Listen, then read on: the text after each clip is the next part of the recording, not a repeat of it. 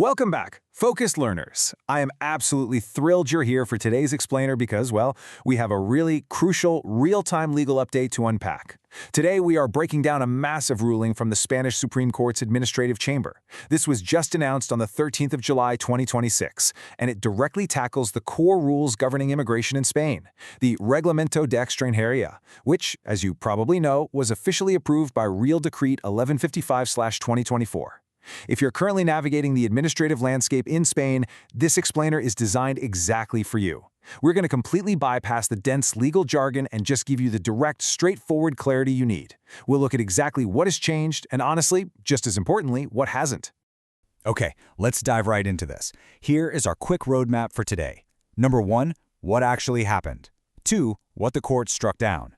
3, what the court upheld. And 4, what this means in practice. Just a quick heads up, we won't be assessing individual cases or odds today, but we absolutely will give you the exact factual framework you need to understand the big picture. All right, Section 1. What happened with this July 2026 court ruling? So to really understand this ruling, we kind of have to rewind the timeline just a bit.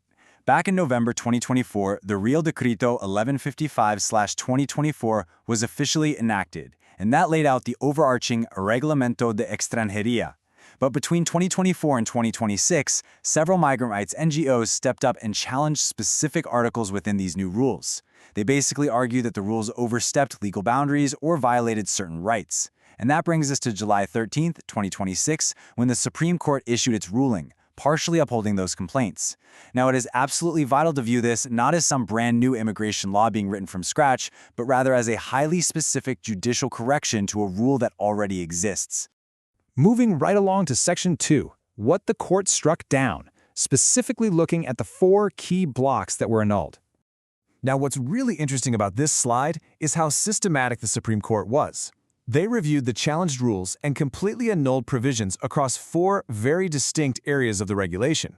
We're talking about criminal records, protections for minors, temporary work agencies, which are known as ETTs here in Spain, and mandatory electronic filing.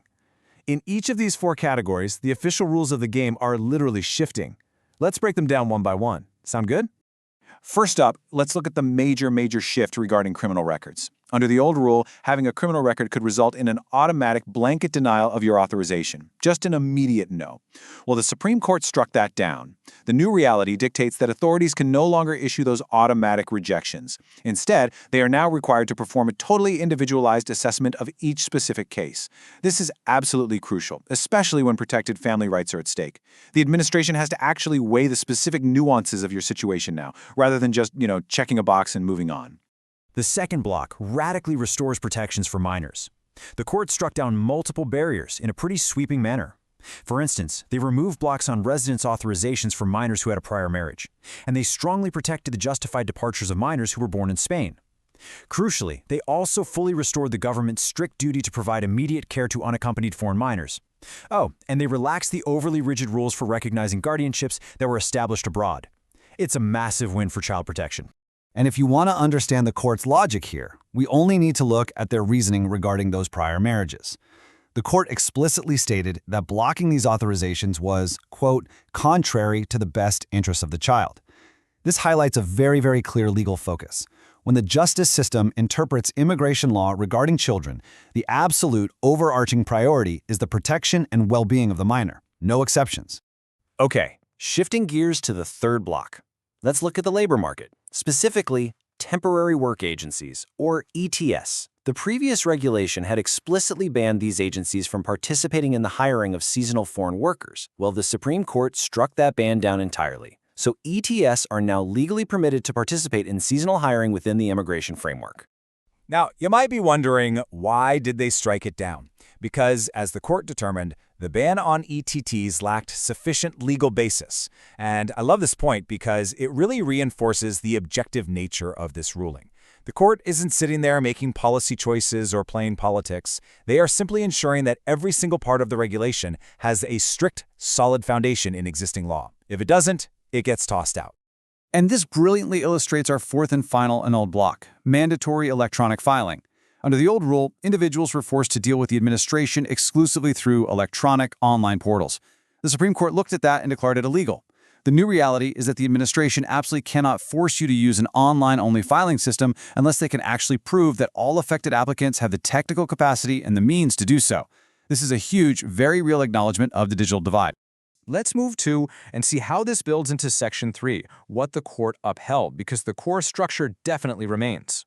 Now, with all those annulments we just talked about, you might think the whole system was just thrown out the window. But actually, scratch that. That's not the case at all. The court explicitly validated several major foundational elements of the rules. For example, the new restrictions and limits on arraigo for international protection or asylum applicants, those remain completely intact. The new regime governing the family members of Spanish nationals was also fully upheld, and the specific visa requirements for certain categories of family members, they stay exactly as they were written. It is so important to understand that these specific rules remain totally untouched and in full force. All right, bringing it all home with Section 4, what this means in practice, and how we actually navigate these changes. So the crucial point I want you to take away for your daily life is this. The Real Decreto 1155/2024 remains in force as a whole. The broader immigration regulation survived. It is simply operating right now without those specific 4 blocks we just discussed. Practically speaking, there are 3 massive facts you got to keep in mind. First, this ruling does not magically create any new procedures or new paperwork for you to fill out. Second, it does not open, close, or change any of your existing application deadlines. And third, and guys, this is very important, the administration's daily practice has not yet been updated. If you walk into an immigration office today, their computer systems and internal guidelines probably haven't caught up to this July 2026 ruling just yet. So why the delay, right? Well, it all comes down to the required procedural timeline. Step 1, the Supreme Court issues the ruling, which just happened. But before the annulled points truly take effect on the ground, the ruling has to become completely final. Then its enforcement must be officially published in the state bulletin. Only after all of those steps happen will the administration formally update its daily practices and criteria to actually reflect the court's corrections. It's a process. Wow, we have covered a lot of ground today, haven't we? From individualized criminal record checks to the lifting of those frustrating online-only mandates. These legal corrections represent a highly nuanced, shifting approach to the Reglamento de Extranjería. And understanding exactly how they apply is absolutely the key to moving forward on solid footing. So I want to leave you with a thought to ponder. As these legal corrections officially take effect, how will this nuanced approach shape your specific administrative journey in Spain? Before we wrap up, I need to remind everyone that this explainer is informational guidance, not legal advice. Check the official source, which is the Supreme Court press release, and a professional for your case. Thank you so much for joining me today. Stay focused and keep learning. That was a quick overview. On our website, you'll find step-by-step guides to many procedures: the Padrón, the health card, the NIE, the TIE, legalization, and more. The link is in the description. And if you get stuck, message our Telegram bot. We'll walk you through for free, step by step.